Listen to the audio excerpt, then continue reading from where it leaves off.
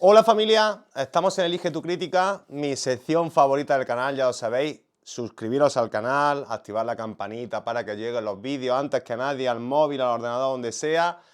Darme like ya antes de que empiece el vídeo, que seguro que os gusta. Y si no os gusta, pues bueno, pues luego dislike, no es broma.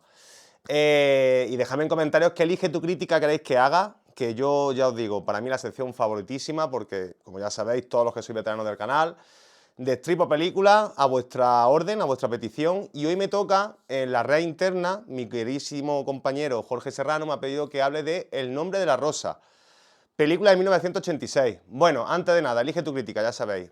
Spoiler alert, vamos a meterle mano, vamos a destripar, vamos a decir las cosas que me gustan, las cosas que no me gustan. Vamos a contar múltiples detalles de la película, que tiene ya 38 añazos, habéis tenido tiempo a verla. Y si no habéis tenido tiempo a verla, acudir a ella y después volvéis al vídeo y ya pues vamos comentando, debatiendo, me vais dejando en comentarios si mi opinión, mi humilde opinión, os parece que estáis de acuerdo con ella o si por el contrario opináis otra cosa, pues me lo dejáis por aquí abajo, ¿vale? Bueno, lo primero de todo, como siempre, agradecer a todos los que estáis detrás, dejando películas, dejando films para que yo haga esta sección. Sin vosotros no podría hacer nada, ya sabéis que yo revisiono o veo por primera vez, como me pasó con Guardianes de la Galaxia, por ejemplo, películas que vosotros me pedís y por eso existe esta sección, ¿no? Y en esta ocasión, Jorge Serrano, mi querido amigo Jorge Serrano, me ha pedido que vuelva a ver El nombre de la rosa, una película que, como he dicho antes, de 1986, que yo hace 2 décadas mínimo, casi seguro que no veía. Tenía un vago recuerdo de ella. Yo sé que la exploté muchísimo en el VHS cuando era un crío, porque es una película muy de VHS, muy del videoclub donde estamos. Una película que yo creo que totalmente atemporal, pero sobre todo que es un clásico ochentero, un clásico de su género que marcó un antes y un después. Y que, bueno, la he vuelto a ver, la vi hace cosa de 4 o 5 días para preparar el vídeo y la verdad es que me ha vuelto a encantar. Tenía un recuerdo muy de infancia, ¿no? Que evidentemente pues uno va creciendo, como siempre digo. Y ese recuerdo tan bonito que tenía alguna cinta, ahora la vuelves a ver 30 años después y a lo mejor pues te lleva una decepción. Pero en este caso, Jorge y todos los que me estáis viendo, El nombre de la rosa, os digo que para mí ha envejecido bien. Bueno, El nombre de la rosa, 1986, vamos ya a meternos en materia. ¿Quién está detrás de esta película? Bueno, esta película es una adaptación de la novela de Humberto Eco, hay que empezar por ahí, ¿vale? De 1980. Uno de los mayores bestsellers de la historia sobre la Edad Media, sobre todo el tema histórico, ¿no? Y sobre la Iglesia, sobre los franciscanos, etc. Bueno, una novela espectacular, grandísimo escritor Humberto Eco, ¿no? Eso sí, verá que no la vamos a descubrir ahora. Y Jean-Jacques Annaud, el director francés, adaptó al cine, llevó a la gran pantalla esta novela, El nombre de la rosa, en 1986. Jean-Jacques Annaud, ¿quién es? Pues es un kamikaze, como definieron muchísimos de sus compañeros cineastas, un kamikaze artístico. ¿Por qué? Pues porque elegía proyectos artísticamente súper complejos, como llevar esta novela al cine siempre. Cualquier novela medianamente notable, sobresaliente, es muy difícil llevarla al cine. Siempre ponemos los ejemplos en muchos vídeos. Yo siempre hablo del tema de Stephen King, ¿no? Las adaptaciones de Stephen King, pero es que esta novela era muy difícil. ¿Y por qué Jean-Jacques Annaud es un cineasta tan kamikaze? Pues porque se ha metido en obras muy difíciles, de un nivel artístico muy arriesgado, ¿no? Con historias y tramas que no son para todos los públicos, y no hablo de para todos los públicos que no sean para niños, sino para, pues que no son películas que enganchen a todo el mundo, ¿no? Jean-Jacques Annaud hizo la maravillosa, antes de esto hizo la maravillosa En busca del fuego, película sensacional, y después hizo El oso, una película hiper infravalorada, una película hiper sentimental sobre el ser humano, sobre la naturaleza brutal. Luego hizo 7 años en el Tíbet, que recordaréis con Brad Pitt como protagonista, y Enemigo a las puertas, un grandísimo bélico con Joseph Fiennes y Jude Law, que también recomiendo mucho. Bueno, adaptó Jean-Jacques Annaud, el director francés, como decía, El nombre de la rosa, y para ello, en su elenco, eligió, bueno, un elenco bastante crepuscular, muy global, con gente que venía de ganar un Oscar, con 2 grandes protagonistas. Y vamos a empezar. El primero de todo, el gran protagonista, Sean Connery, ¿vale? Sean Connery, que venía de una etapa un poco aciaga, ¿eh? Ojito, Sean Connery estaba en los 80, Atmósfera Cero, Meteoro, estaba ahí El Caballero Verde, estaba en películas un poco que no eran sus primeros James Bond, no eran Robin y Marian, etc. No. Lo rescató, Jean-Jacques Annaud le dio este papel, lo rescató totalmente. Después Christian Slater. Christian Slater, prácticamente su debut. Había hecho 2 participaciones anteriores, pero fue la película que le dio a conocer al gran público, ¿vale? Después ya vendría pues Al filo del abismo, Cats, Poli por casualidad, aquella buddy movie súper graciosa, o por supuesto un poquito más tarde Intrépidos forajidos, que ya le dio un punch en Hollywood, y Amor a quemarropa, de mis fetiches. ¿Quién más aparece aquí? Bueno, pues aparece F. Murray Abraham, un eterno grandísimo secundario, que ya había ganado el Oscar anteriormente por Amadeus, maravillosa interpretación de F. Murray Abraham ahí. Ron Perlman, ¿vale? Michael Lonsdale, que es un secundario que a lo mejor por el nombre no os suena, pero aquí dejaremos la imagen, la cara para que la veáis, que yo creo que no ha tenido la carrera que merecía. Y Valentina Vargas, que se me olvidaba, que es la chica femenina, el personaje femenino, que es la que completa el elenco, ¿no? Bueno, hay así a grandes rasgos, hay muchísimos personajes más, pero no de la talla, ¿no? Del peso de estos. ¿Y de qué trata El nombre de la rosa? Bueno, pues El nombre de la rosa adapta la novela, con alguna licencia, hablaremos de ello. Tuvo 4 guionistas, ¿vale? Tuvo 4 guionistas que yo creo que luego a la larga, viéndolo con perspectiva, ayudaron mucho a adaptar una novela tan compleja. Muchas veces, casi siempre, cuando una película tiene tantos guionistas, suele salir mal la jugada. Suele salir cruz la moneda porque pasa de una mano, pasa a otra, pero yo creo que aquí Jean-Jacques Hano se alineó, se juntó con grandes escritores y al final dio una adaptación, bueno, lo digo desde ya, para mí, de este índole, de esta narrativa como tal, yo creo que junto con El Señor de los Anillos es la mejor adaptación que se ha hecho de un libro al cine, así de claro lo digo. Bueno, la sinopsis, como decía, Guillermo de Baskerville, que es ese monje, ese cura, ese franciscano, que es Sean Connery, y su, bueno, pues su acompañante, su joven acompañante, ¿no? Es que digo, bueno, estaba pensando porque tiene muchísimas similitudes con Sherlock Holmes, ¿no? Y Watson, o sea, al final detective, ¿no? Investigador y su ayudante, que siempre va con él, que siempre le da otro punto de vista, pues aquí Christian Slater es ese acompañante, ese pequeñísimo, súper joven monje que va con Sean Connery, contrapunto, personalmente que creo que es un acierto, creo que Sean Connery era un tipo ya veterano, maduro, con una personalidad que además creo que su perfil de personaje aquí lo traslada a la pantalla, que es muy viril, muy masculino, y luego esa ternura que transmite el adolescente Christian Slater, que siempre va con él como Sancho Panza con Don Quijote, ¿no? Para que me entendáis. Bueno, pues tienen que investigar una serie de muertes que están sucediendo en una abadía, ¿no? Y el porqué de ellas, ¿no? Todo parece ser que hay una muerte principal que parece ser que es un suicidio, pero cuando ellos llegan a la abadía y empiezan a rascar un poquito más, pues se dan cuenta de que van sucediendo más muertes y que no son suicidios, ¿no? Que todo apunta a que hay alguien que está matando a estos monjes, ¿no? A partir de ahí se desarrolla una historia, yo creo que es de las mejores películas históricas que se han hecho jamás, lo digo en serio. Una historia súper... Una historia que transcede más allá de lo que es lo meramente cinematográfico, porque creo que es una oda a la cultura, a los libros, a la literatura, a aquel ambiente, a la Edad Media. Yo creo que nunca jamás ha estado retratado tan bien en el cine la oscuridad, ¿no? Los secretos que guarda la Edad Media, aquella época de la Inquisición, aquella época del siglo XIV, donde la Iglesia acampaba a sus anchas, y creo que es una película que está muy actual, creo que el tema es muy actual.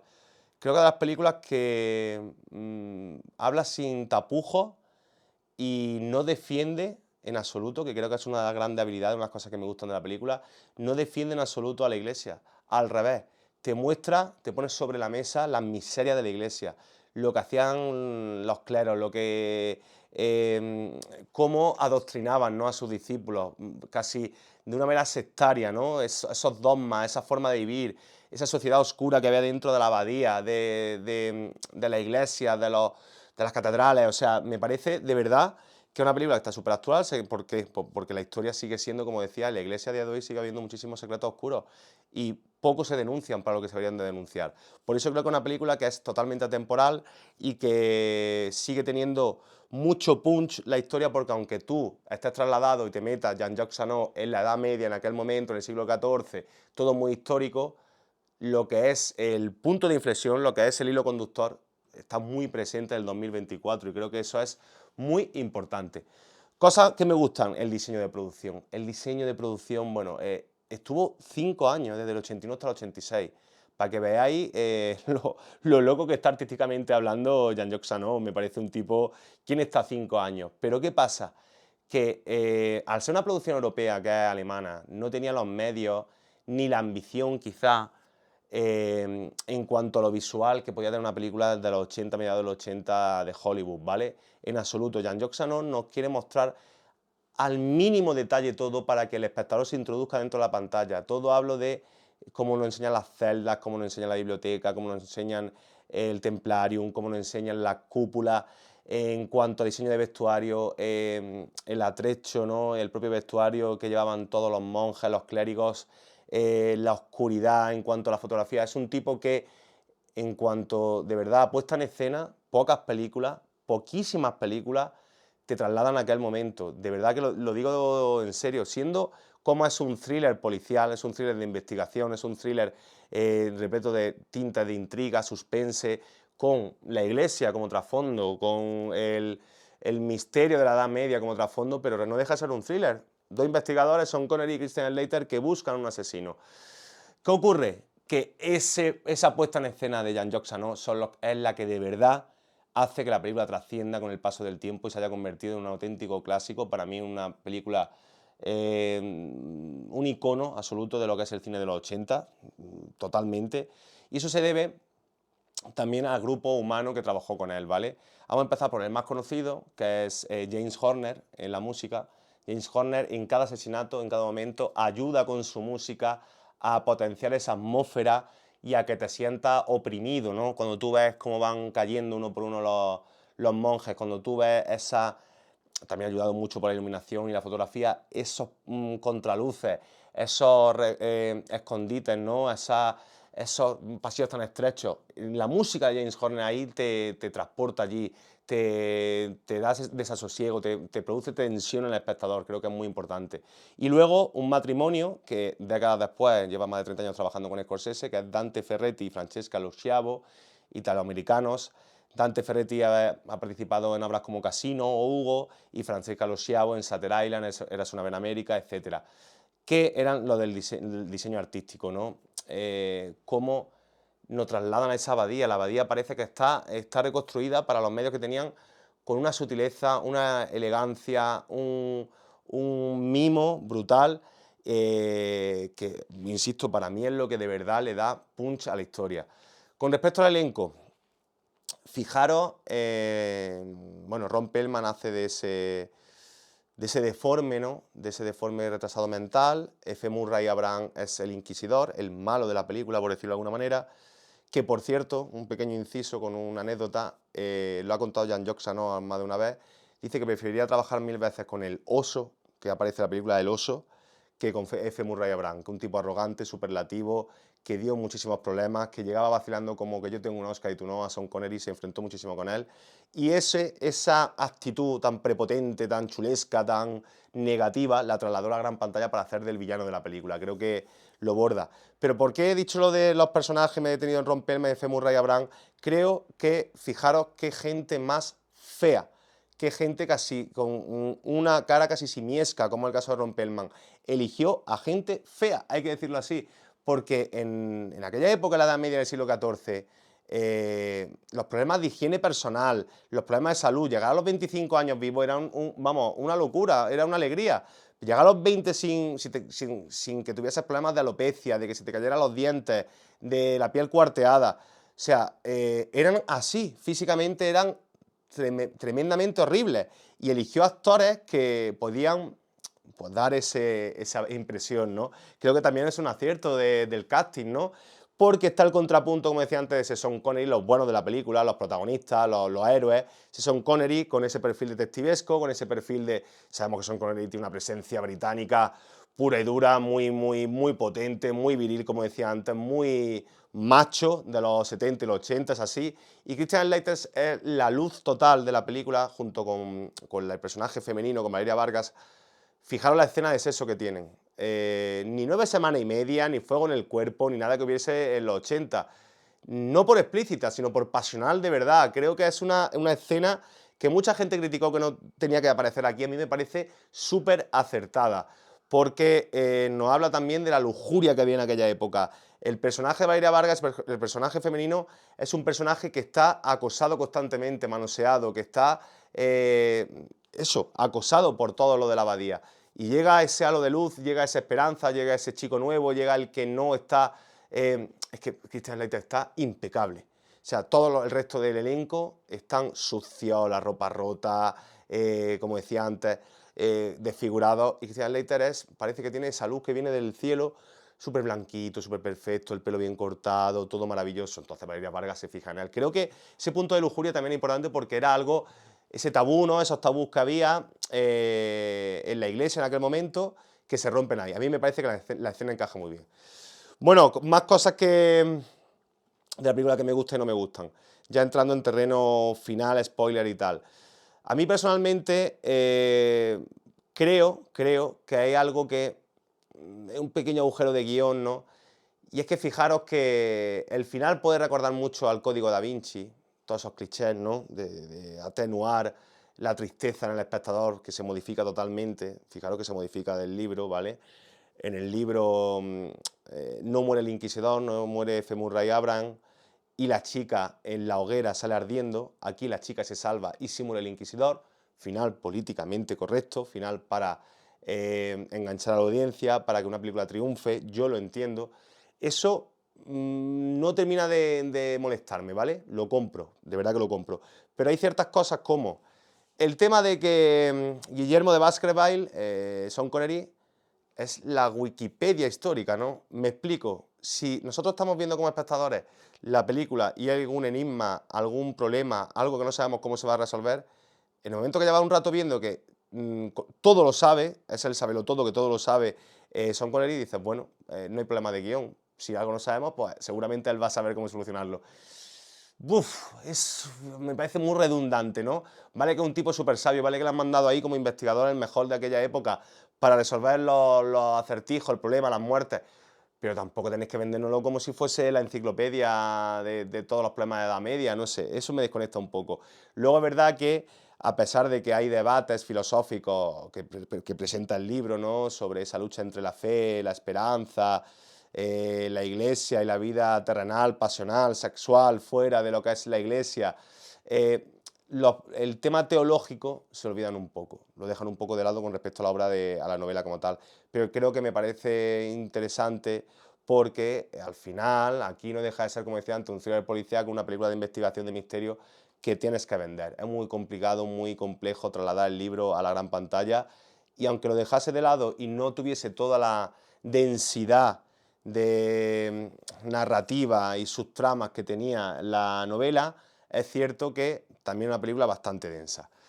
Y por ahí acabando, tampoco me quería dejar de lado, lo digo sinceramente, lo de Sean Connery como... Sean Connery en las películas de época, digamos, ¿no? Las películas... ¿Qué pasó con Sean Connery a partir de los 70, como he dicho, los 80? ¿Por qué Sean Connery en los 90? Indiana Jones, La Última Cruzada, La Caza del Octubre Rojo, La Roca... ¿Por qué Sean Connery se perdió en los 90? Lo perdimos realmente, falleció por desgracia hace 4 años, en el 2020.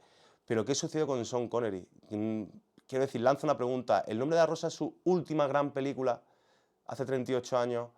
No lo sé, a mí La Roca me gusta mucho. A mí, Indiana Jones, La Última Cruzada seguramente sea la parte que más me guste. La Casa Rusia después, no sé. Ya yéndolo un poco a la figura de Sean Connery, dejando de fuera lo que es El Nombre de la Rosa. Creo que ahí sucedió algo que no sabemos. Para mí probablemente esta sea su última gran obra, por lo que he dicho antes. Para mí una película, Jorge, a todos los que estáis viendo el vídeo hasta aquí, un 9. Me cuesta mucho trabajo darle un 10 a algo, no creo que sea una obra maestra. Tiene algunos fallos, defectos como es lógico, que no invaden en la nota, no es para bajarle, pero sí que es cierto que es una grandísima obra. Para mí, como he dicho, totalmente atemporal, que pone de manifiesto, las películas que más ponen de manifiesto las miserias de la iglesia, lo vuelvo a repetir, que mejor ambientadas están, que mejor trabajo previo han tenido y que lanzaron a Christian Slater, recuperaron a Sean Connery, nos llevaron a la gran pantalla uno de los mejores libros de la historia y por lo tanto son 9 en Nombre de la Rosa.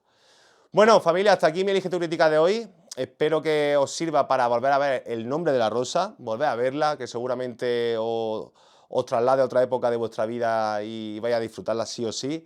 Mil gracias a todos por, bueno, pues por el seguimiento, el feedback y todos esos comentarios que estáis dejando en el canal. No olvidéis suscribiros, dejarme aquí abajo qué Elige tu Crítica queréis, que tengo una lista, pero yo encantado de seguir sumando, por favor. Darme like, activar la campanita y nos vemos en el siguiente vídeo. ¡Chao, chao!